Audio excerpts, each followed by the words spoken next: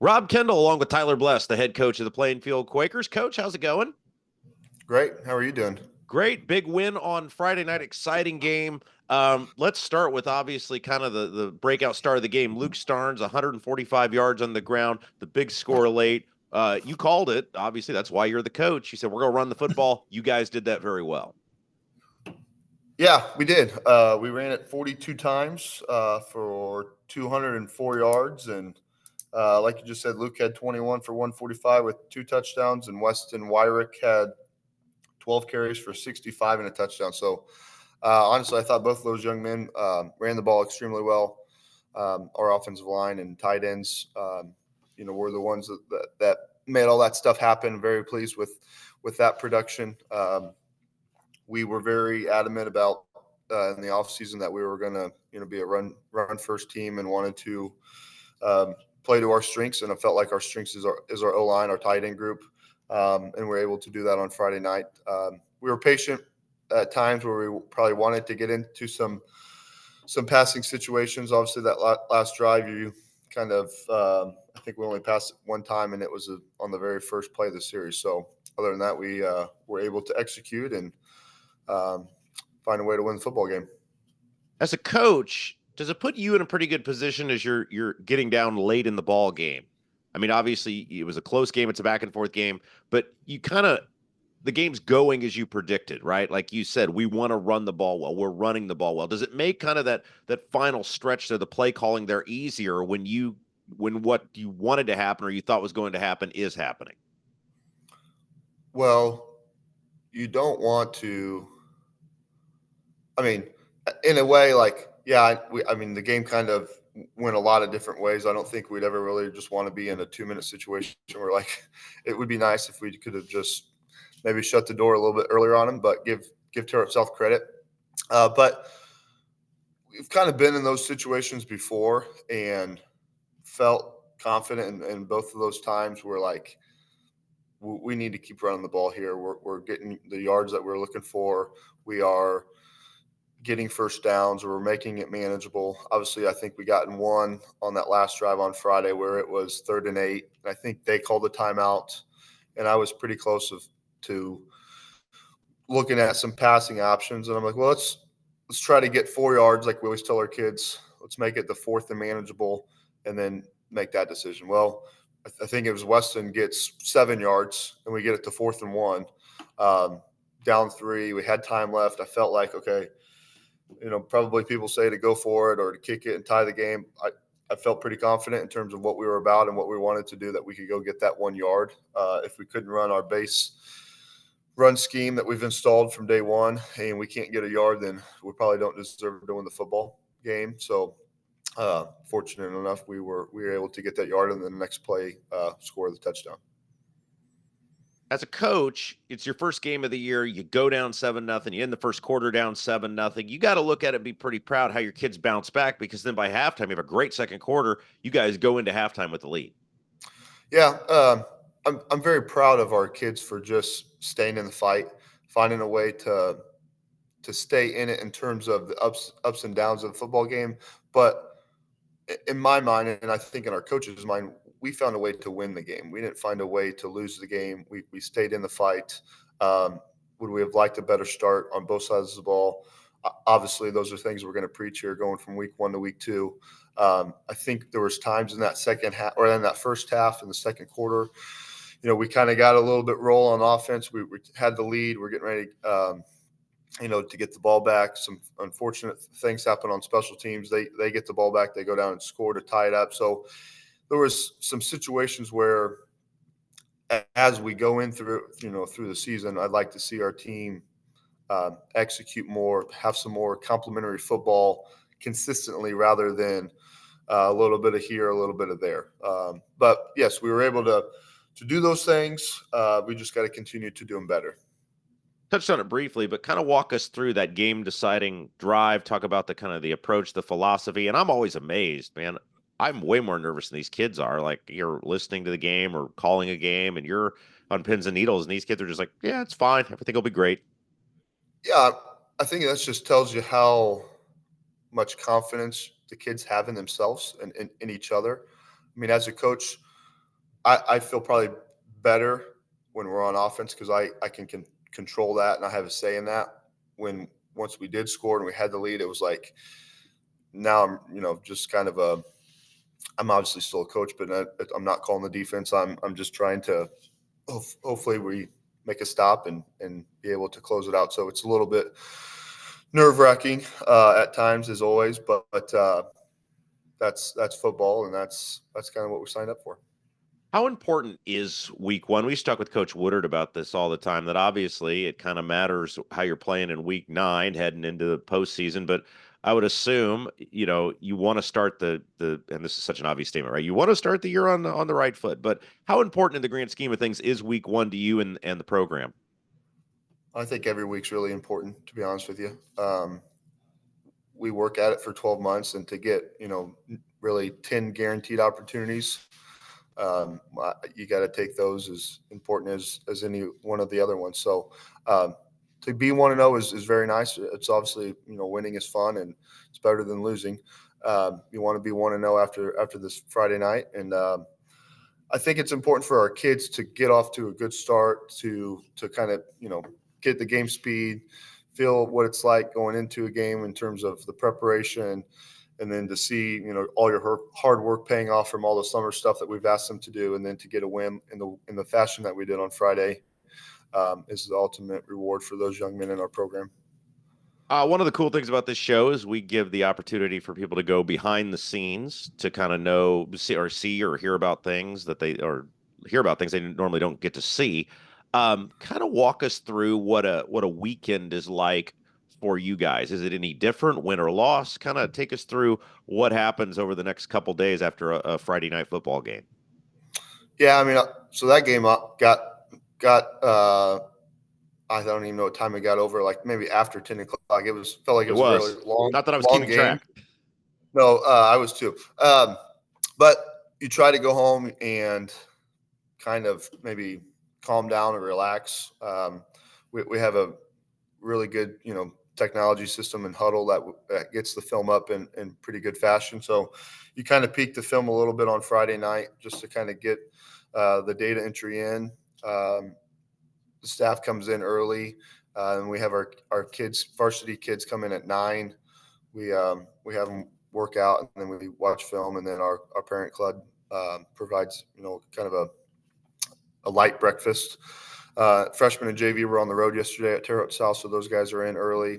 Some of our coaches that are varsity coaches are members of those coaching staff, so getting that stuff coordinated on bus and times and travel and all that stuff. But we're able to get those guys on the road yesterday, and then in the afternoon, you're kind of, some of our coaches work from the office, some go home and work. Kind of pick and choose on, you want to stay at the office and work late, or you want to kind of do some stuff on Saturday and work late on Saturday night. But we're all in on Sunday. We staff meet in the morning, and then we'll be out of here in the afternoon and have the scouting report for Harrison here coming up out to our kids by this afternoon, and then we're rolling into them tomorrow with our kids during APC class, and obviously after school with practice.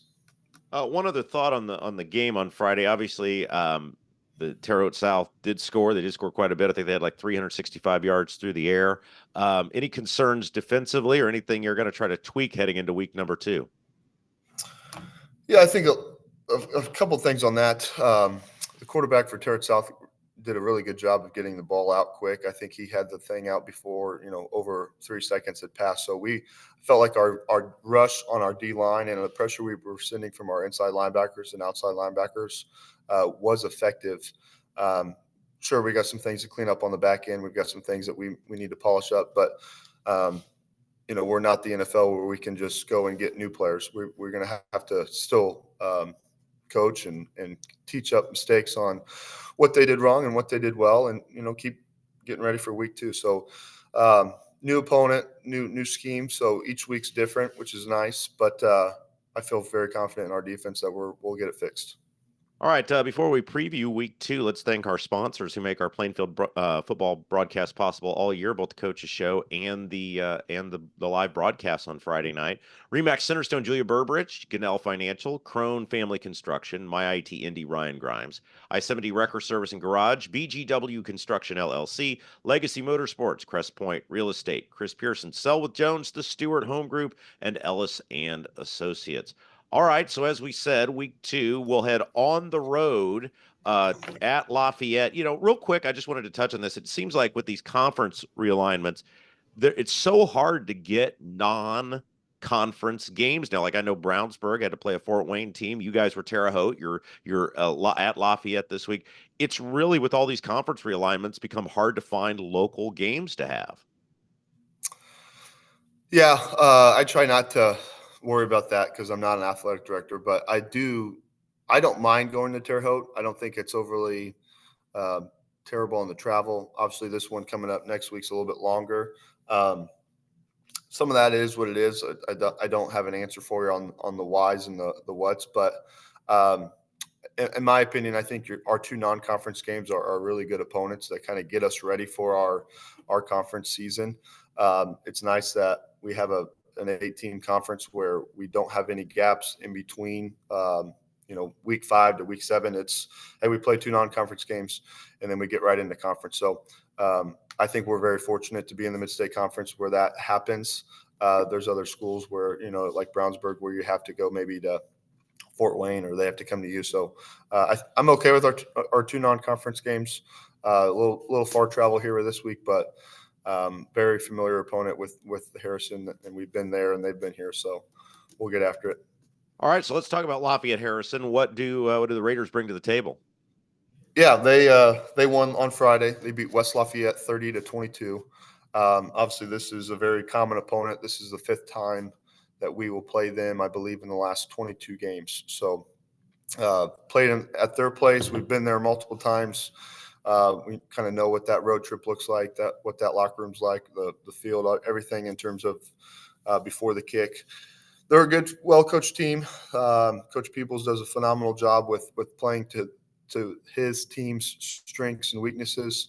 They don't have the running backs that they did last year, which was fortunate for us in terms of their speed and their ability to run.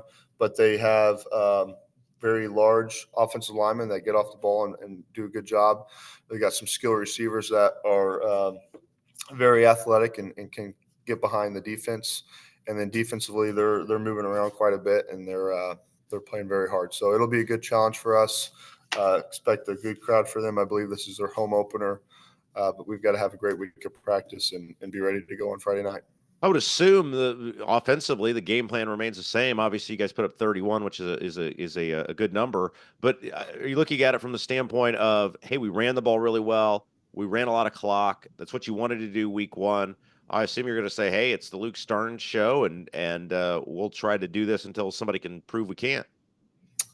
Yeah, I mean, in the back of our minds, we're probably always, where can we be better at?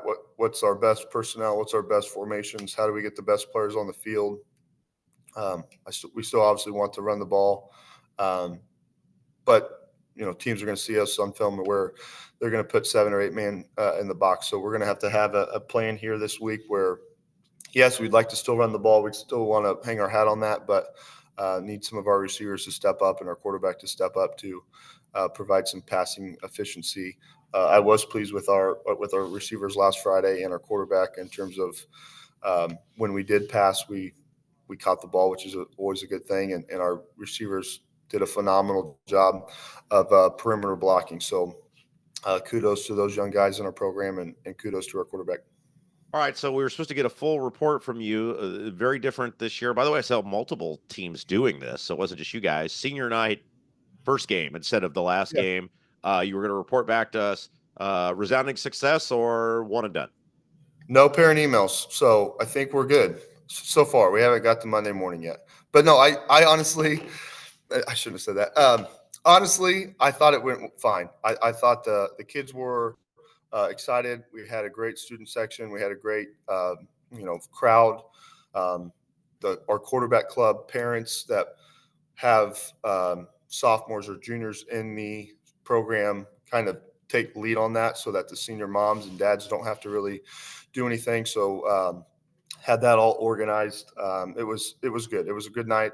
Like I said, glad we got to win and kind of check that box off. But I think that was something that we wanted to do, see what it was like, and so far so good. So hopefully that will continue in the future. All right, let's again thank all the sponsors that make the broadcast possible. Remax Centerstone, Julia Burbridge, Ganell Financial, Crone Family Construction, My IT Indy, Ryan Grimes, I-70 Wrecker Service and Garage, BGW Construction LLC, Legacy Motorsports, Crest Point Real Estate, Chris Pearson, Selwith Jones, the Stewart Home Group, and Ellis and Associates. All right, Coach, before we let you go, just real quick, I think people are always interested, again, this behind-the-scenes stuff. When you got a long road trip like this, take us through the process on Friday night. How does it go? How do you work it? How do you make sure you're ready to go by the opening kickoff? Yeah, on Thursdays we do Thursday night team meals here in the team room. That obviously will continue, and then Friday, transportation after COVID has been maybe hit and miss in terms of time. So like we're a little bit handicapped on when the buses get here, but as soon as the buses get here, we'll load up and we'll get going. But again, our parent club will provide pregame snacks for our kids to take on the bus. We'll have all the gear packed in a trailer. We'll have drinks for them, and then post game there'll be a meal provided for those kids as well. So a lot of behind the scenes, a lot of parent involvement in terms of packing snack bags and getting stuff ready for the post game snacks and Gatorades and water. So it's all hands on deck, but we do a good job of just communicating what we need, who needs to bring it, and how we need to bring it. But once the buses get here on Friday, we'll get on the road and head north. All right. Well, obviously, we'll have the live broadcast for anybody who can't make it out. Leck will be out there calling the game Friday night at Lafayette Harrison. Coach, let's get a big win on Friday night. Let's move to 2-0, and we'll look forward to talking to you next week. Okay, sounds good.